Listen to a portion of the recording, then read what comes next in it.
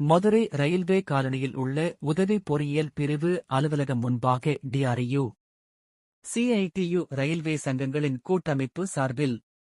வீரண Suresh open line கிளை தலைவர் தலைமையிலும்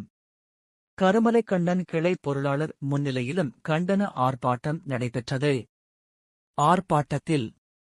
சங்கங்களுக்கிடையே பாகுபாடு காட்டக்கூடாது,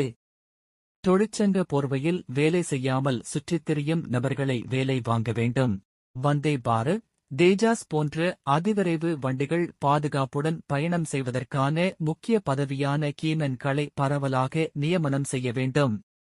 அனைத்து கேங் ரூம்களிலும் ஆணுக்கும் பெண்ணுக்கும் தனித்தனியாக கழிவறை மற்றும் தண்ணீர் வசதி செய்து கொடுக்க வேண்டும்